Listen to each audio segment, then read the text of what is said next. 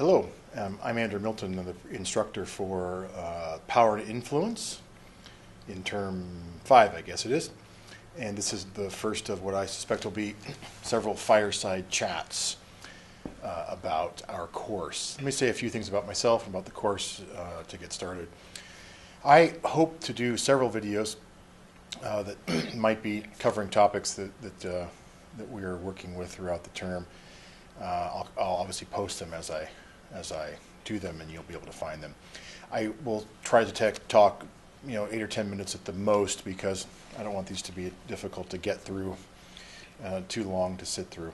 So first of all, I've been teaching at Troy for 10 or 11 years, I can't remember this, but this is only my second course online, fully online. I in DuPont, Washington, which is across the street from Fort Lewis, or Joint Base Lewis-McChord, where I taught at Troy campus on post until it closed last year. So I've been teaching international politics stuff for 17 years. First 8 years at undergraduate institutions, mostly around Tacoma, Washington. So the topic I've been working with for a long time. I haven't taught power and influence before, so this is new. But I think I'll enjoy discovering some things with you along the way. Our course is an international relations course with a particular emphasis on, or inflected by, the idea of power and influence. I have picked 2 books, pretty straightforward books, I think, by well-known scholars in the field, to get an overview of the topic. I have several activities that we'll do that I've created or I've found, and then we have a term paper to do as well. So what I expect from the course is for you to understand more about international relations and be able to explain what power is and how power can be used to influence international politics outcomes. That means the idea called power might have many definitions and levels and expressions, and how those play out in terms of influencing things, events, politics can be, of course, quite different. So I want you to approach the work as an effort to try to understand the issues and the relationships among the issues and the actors involved, so that you are joining a conversation, a scholarly conversation about international relations. So, in the first weeks, a lot of thinking about what power is and how we know it when we see it, if you will, and how we measure it. Because depending on which approach you take, say you're a realist, you think about power as military capacity, guns, tanks, and so on, and how to use that power. If you're a constructivist or some other kind of liberal, you might think about other forms of power that are not military, or limitations on the use of military power and things like that. So we want to be able to understand all of that, as well as understand the different ways that power can create different opportunities for influence or different impacts on people or events around the world.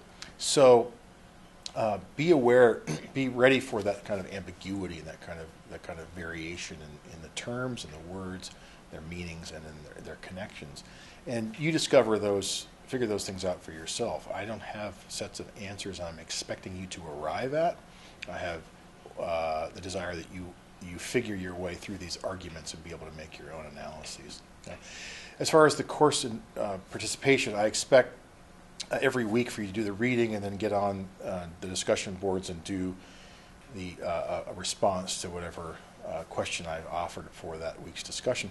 I didn't require that you respond to any of your colleagues, though I hope that you would do that informally at least. So consider that and find opportunities for yourself to be able to do that, please.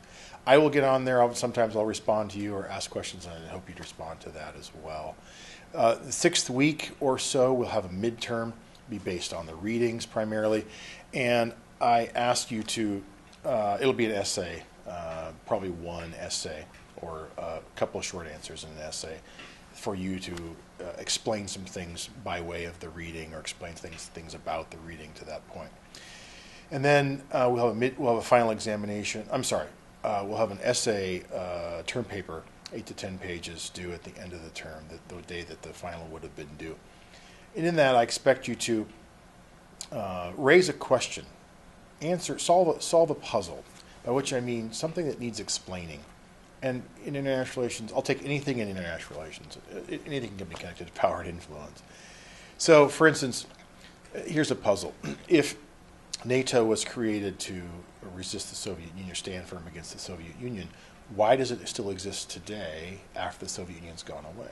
I discussed that one briefly on the website somewhere.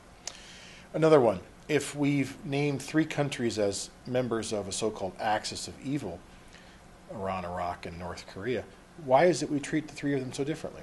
If they are all evil in similar ways, why do we bribe one, attack another, and then negotiate with the third? This is something that needs to be explained. Not that the explanations are difficult or heretofore unknown. Plenty of people have already thought a lot about this. I just want you to practice the idea of finding something that needs explaining and then explaining it. And borrow people's other explanations, weave them together into your own explanation. That's the craft of scholarship here. So I'm not asking you to do a dissertation where you find a brand new puzzle that hasn't been solved and give me an answer that nobody's thought of before. That's when you do your PhD.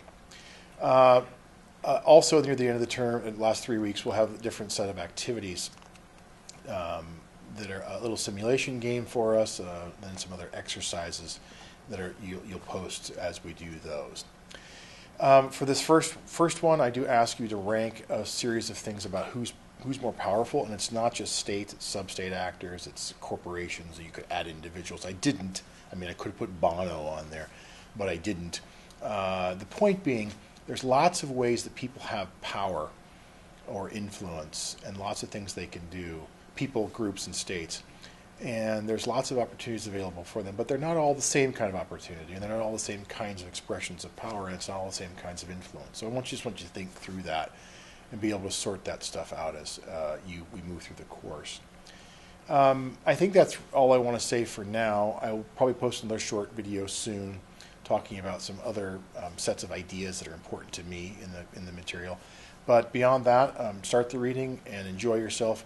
Be in contact if you have questions, and let me know what you need. Thanks. Bye.